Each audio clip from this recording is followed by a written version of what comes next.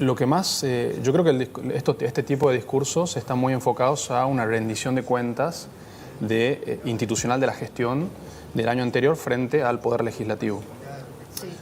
Creo que lo más interesante del discurso de Jaldo tiene que ver con los mensajes políticos que fue dando a lo largo de toda su alocución. Y si uno analiza en profundidad, esa hora 37 aproximadamente que duró el discurso, la mayor parte de los mensajes políticos no fueron ni en contra del gobierno nacional, ni direccionados en contra de la oposición en la provincia de Tucumán, sino más bien hacia la interna peronista. Muchos mensajes, la mayoría en realidad, fueron en contra del mansurismo. Vos fijate cómo a lo largo de todo su discurso, a la hora de ir mencionando los logros de la gestión del año anterior, él permanentemente fue estableciendo una diferenciación con la gestión anterior. Ejemplo concreto, cuando habló de la educación hizo referencia a que en la gestión anteriormente los docentes se seleccionaban a dedo. Claro. Eso ya no ocurre más. En términos de salud, cuando hizo referencia a la salud, mencionó que había muchos retrasos en el sistema de salud pública, cuestión que ya no ocurre más. Después mencionó las obras en las rutas provinciales, destacó la ruta 307, Valles Calchaquíes, lo que están haciendo en la zona de las ruinas de Quilmes, y en ese caso específico dijo, estamos trabajando sobre las rutas provinciales como no se hacía desde hace años en la provincia de Tucumán. Y también hizo referencia a el acueducto en Vipos y dijo, desde mi gestión hemos retomado las negociaciones con el Banco Interamericano de Desarrollo para poder hacer frente y llevar adelante el desarrollo del acueducto en Vipos.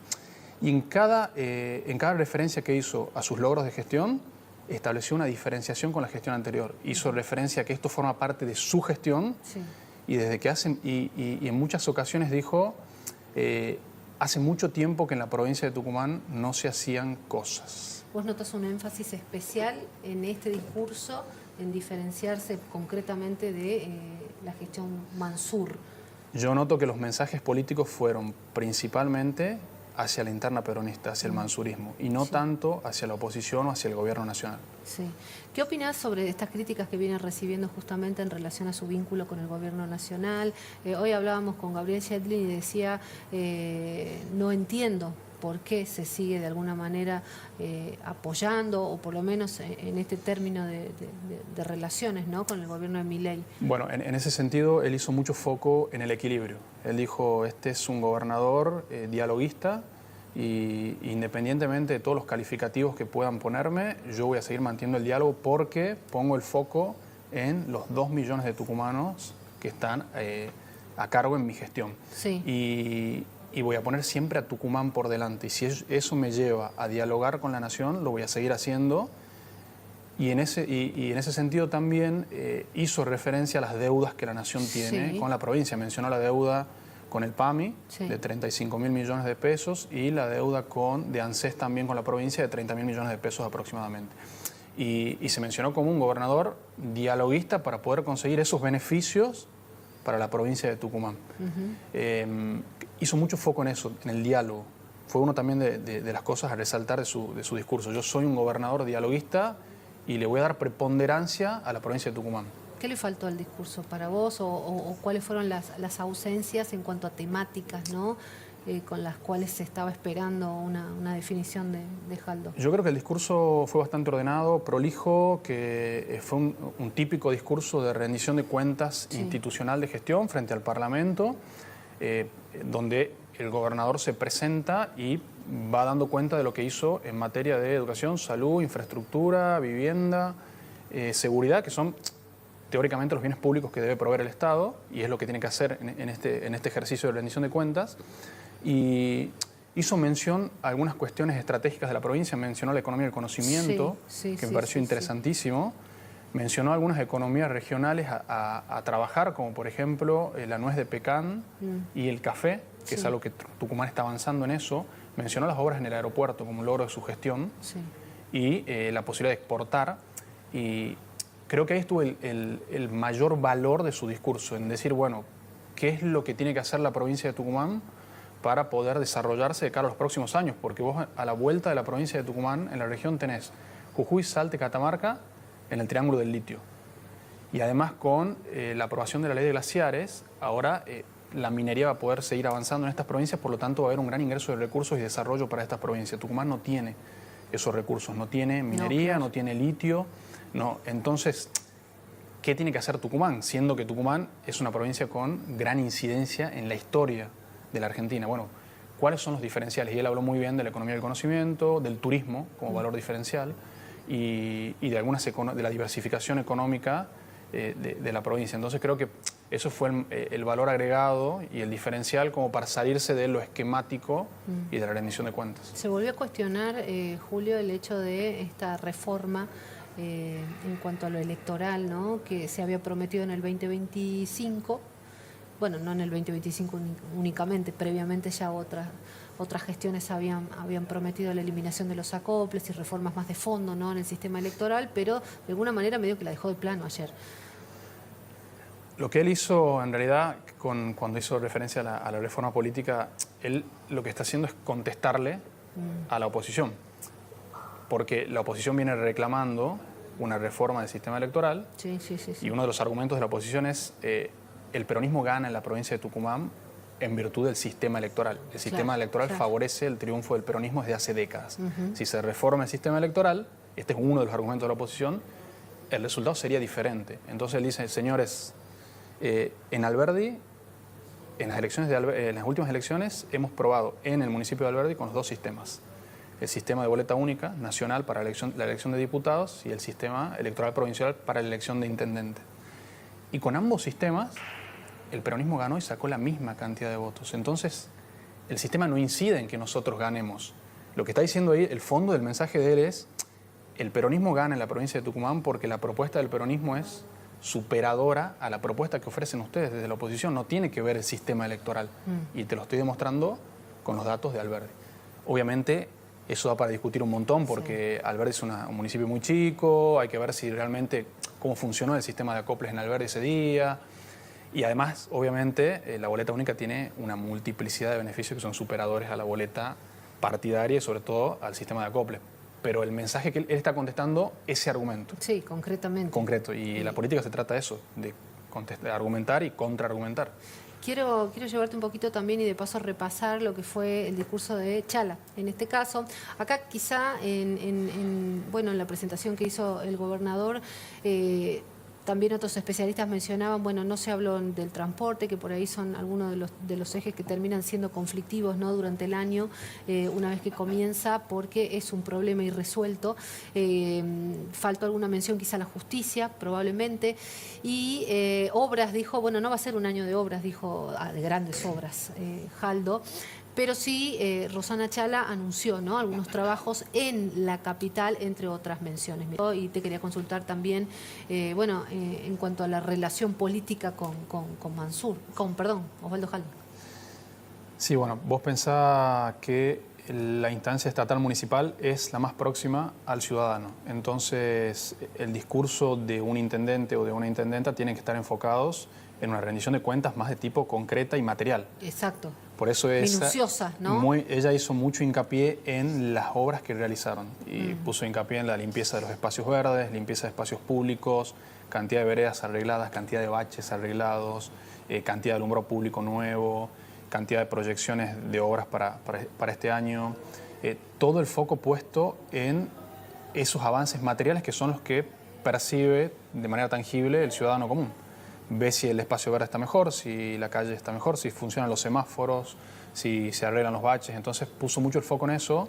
Después habló mucho de transparencia en la gestión, eficiencia en la gestión del gasto público municipal, un poco contestando las críticas que desde algunos sectores se venían haciendo en contra de la gestión presupuestaria y de hecho críticas también a las gestiones anteriores sobre cómo se manejó el presupuesto municipal.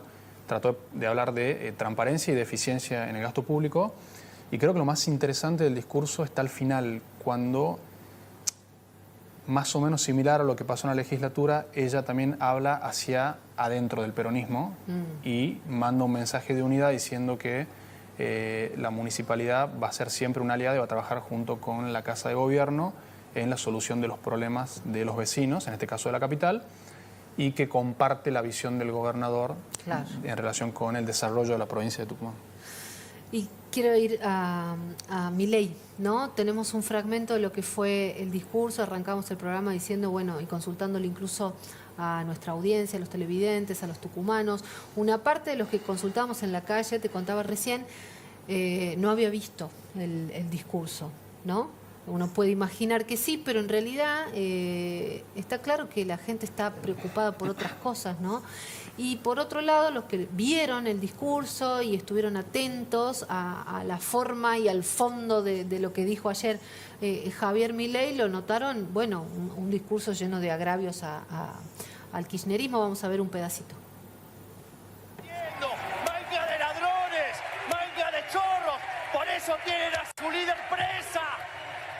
Y va a seguir presa por la causa de los cuadernos, va a seguir presa por el memorándum de Irán, va a seguir preso por lo que hizo con Vialidad, porque es una chorra, porque fueron los más chorros de la historia.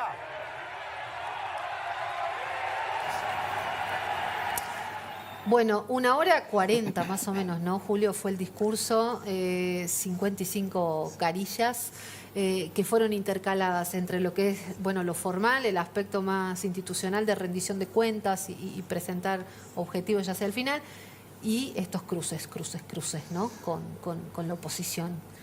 Sí, creo que lo más interesante en primer lugar es el tema de la batalla cultural. Sí. Él enfocó su discurso desde la batalla cultural en contra de la oposición, principalmente del sector kirchnerista, que fue el que gobernó el 70% del tiempo en el periodo 2000-2020. Sí. Entonces buscó permanentemente diferenciarse con el kirchnerismo. Fíjate que a la hora de establecer categorizaciones refiriéndose a la oposición kirchnerista, habló de... hizo mucho foco en corrupción. Sí. Ustedes son corruptos, ustedes son ladrones. Habló de Estado fallido. Después también habló de ustedes son los responsables del desastre económico y de la inflación persistente en la Argentina. Habló de pobreza, habló de fracaso en el combate contra la inseguridad por parte del kirchnerismo. De hecho, habló del fracaso de la doctrina Zaffaroni. Todo el tiempo buscándose establecer una diferenciación con el otro. Sí. Y de hecho, él comienza su discurso diciendo nosotros vamos a hablar de una nueva moral política.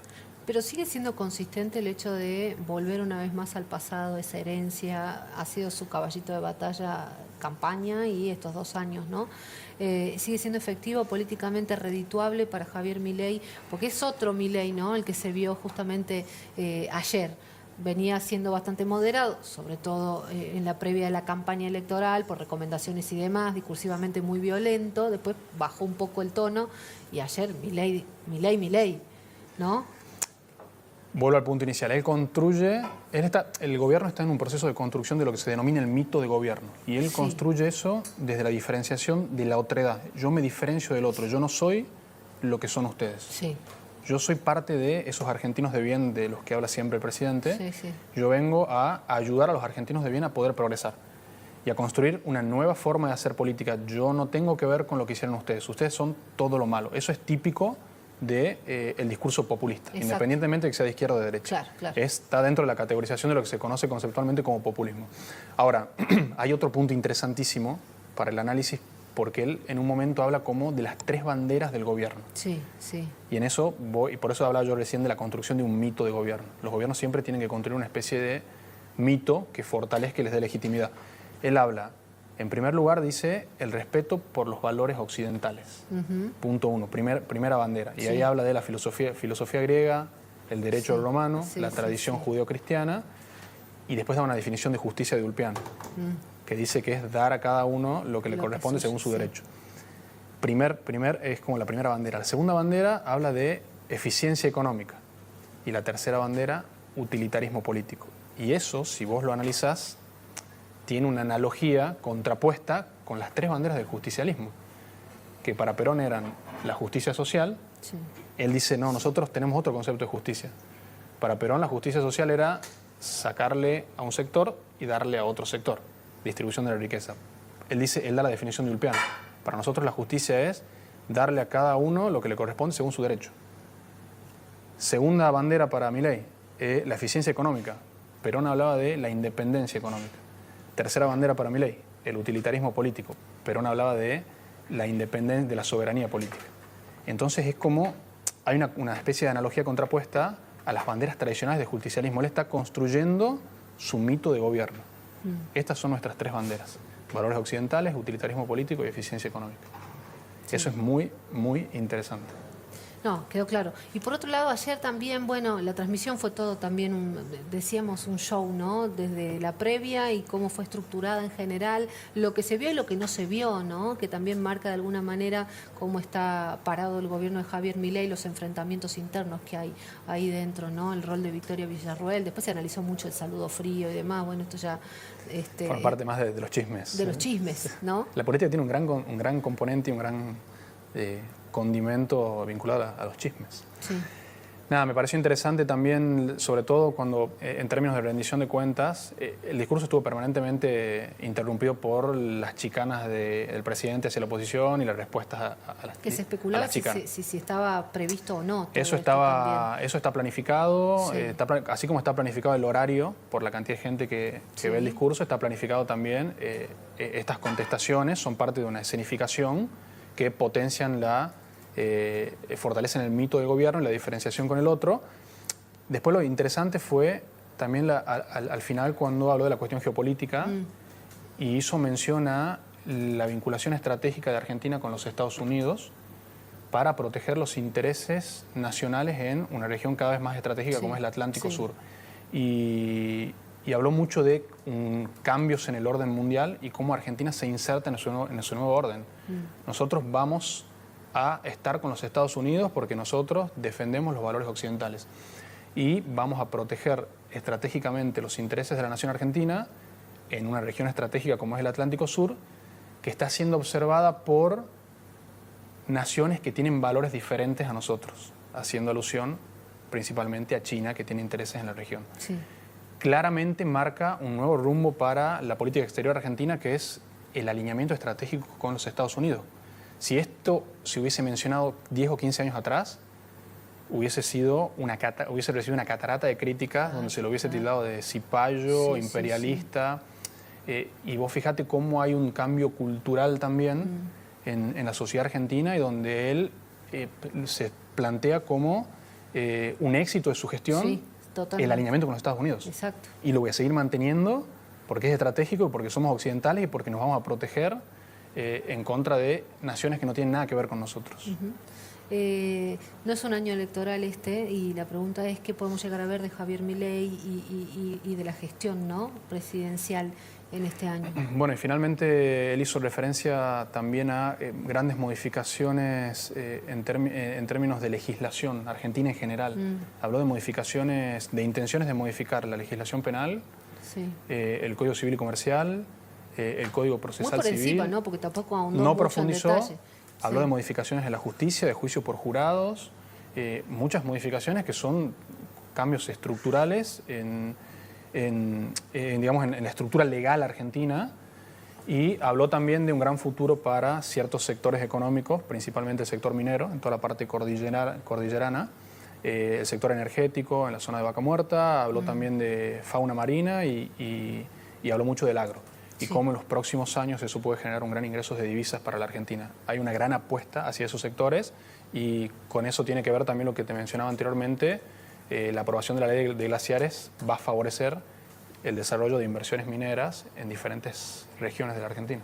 Julio, te agradecemos mucho Gracias. Por este análisis, por la interpretación y por ayudarnos a desmenuzar un poco lo que dejó este discurso de Javier Milei. Vamos a leer en algunos minutitos más algunos mensajes que son los que ustedes nos están enviando. Un placer, como siempre. Gracias. Gracias, Caro.